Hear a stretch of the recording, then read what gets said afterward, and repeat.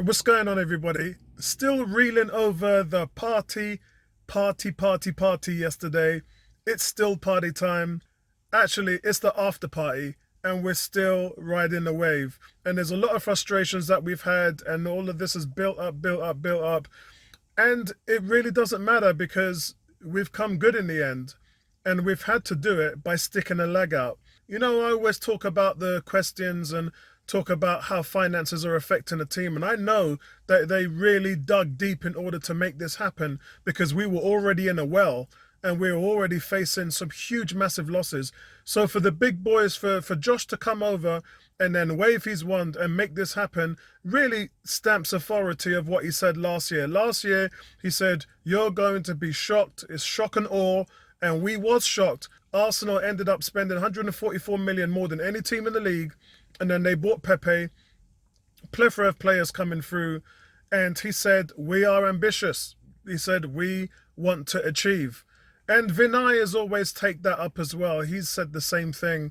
So the message and the consistency has always been there. And this is the reason why, again, crunch time came. Josh stepped up to the hilt and then delivered on a whim. But it does mean, wherever there's pleasure, there's pain. And it does mean that, although next year they're going to have a flood of money coming in, there's going to be a level of suffering. So I want to know what that level of suffering is. I want to know what the cost of doing this was. But that's secondary. First in the whole is Arsenal have got their man. And it's really great to see that the team can compete now rather than waiting another 12 months, scuffering through the lack of talent that we have in the middle of the park and struggling to get top four. This way, they have said, look, there you go.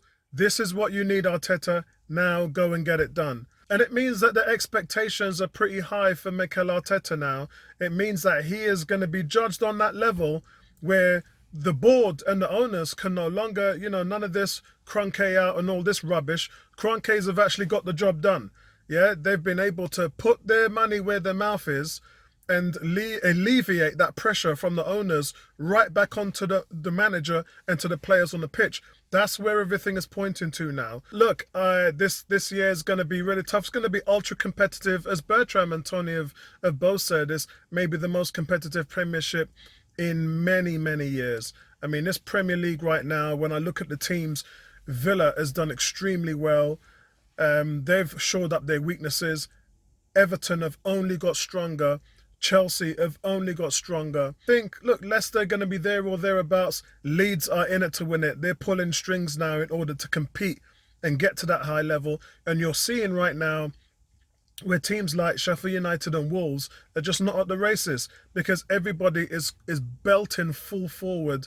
And if this train has already left the station, if you're still standing on the platform and you're one of those teams that just haven't invested, you are going to get left behind. It's that simple. Teams are getting stronger and stronger and stronger. And remember, for Arsenal, they haven't really been playing together for that long. They haven't even played in their base native system, which is 4 at the back, 4-3-3. And we're hoping now that that is something. We did see a little bit of that against Liverpool in the Carabao Cup, but we are going to be hoping now that this is the blessing that's going to give Arteta the tools that he needs in order for him to push forward and get the job done. And as fans, time for us to park all the concerns and worries and now get behind this team. It doesn't really matter what's happened over the last month. It's ended now. It's done. Time to move on. Let's push forward for top four. We got some huge games ahead of us, and now it's about how we can integrate Thomas Partey into the team. I think the thing about the fallout with Partey is we tried to, from my understanding, Atletico didn't speak to us for the last 12 days. Because we had made a couple of bids for Thomas Partey, I think the bids annoyed them because they were very straight with their understanding of what they wanted for the player. And Arsenal, like to play these silly little games. Oh, you want 45 million, we'll give you 30. Oh, you want 45 million, we'll give you 35.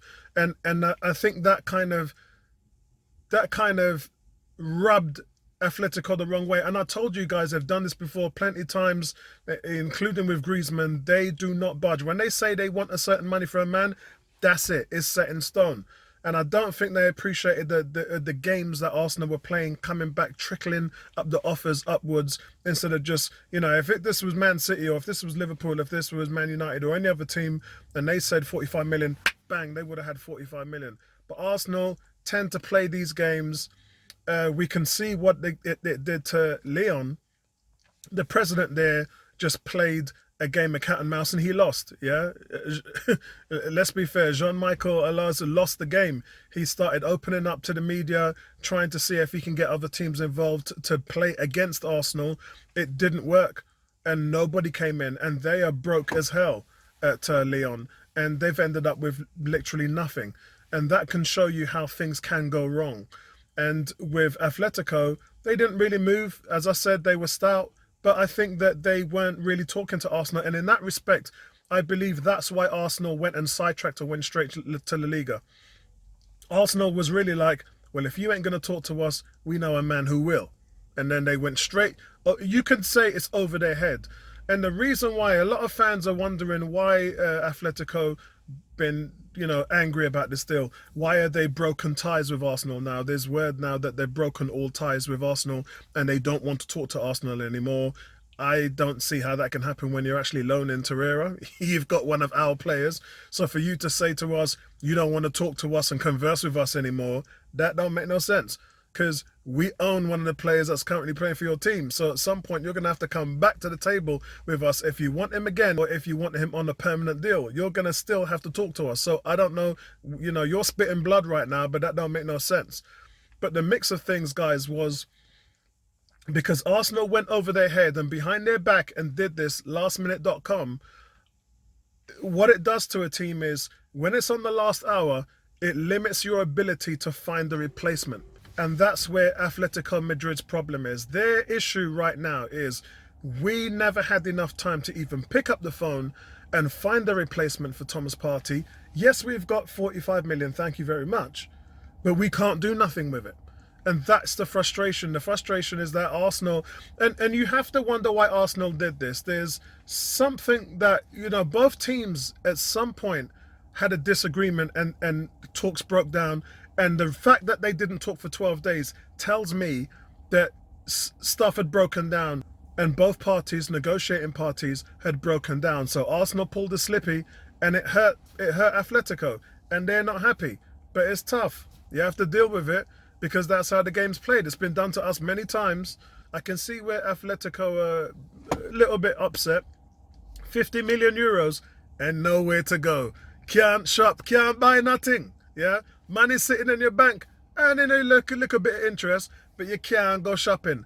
And this is a period where now they're going to be weaker as a team challenging in the Liga, and that's never a good thing. So look, it is what it is, guys. That's the game you play when you deal with release clauses and things like that. That's the game. That's how it's played. So moving on.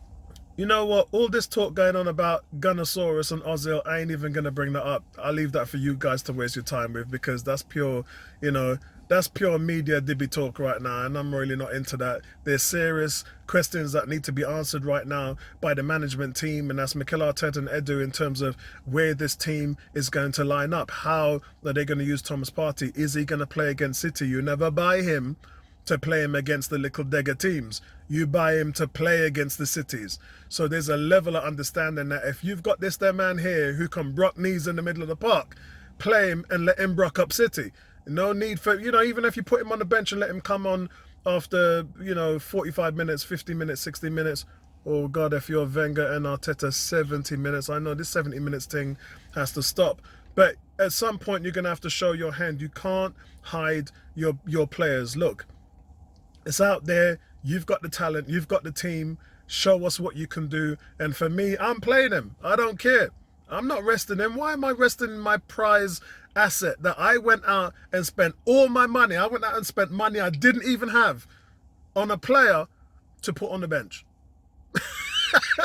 That don't work. So for me, I'm playing him against City. Yeah, good to find out what you guys think about it. But I'll pick this up with you later on. And guys, look, it's after party right now. Keep sipping that wine, yeah? Keep sipping that rum. Get on it and celebrate because It's party time right now, and we need to enjoy ourselves because it's been months of frustration from the fan base where we were. And yeah, with the financial state of play, that's been frustrating as well. But it's all behind us now. Time to look forward. Time to get back to winning ways. Time to finish in the top four. Time to focus on next season, what that can bring. Time to get fans back in the stadium. Time to get bums back on seats and put smiles on faces. Let's do it, man. Let's get to it. Speak to you guys later, man. Peace. Right back at you, and let me know what you guys thought of the transfer windows. Plenty polls are up on the YouTube channel, so I can't wait to hear what you guys think. Peace, and I'm out.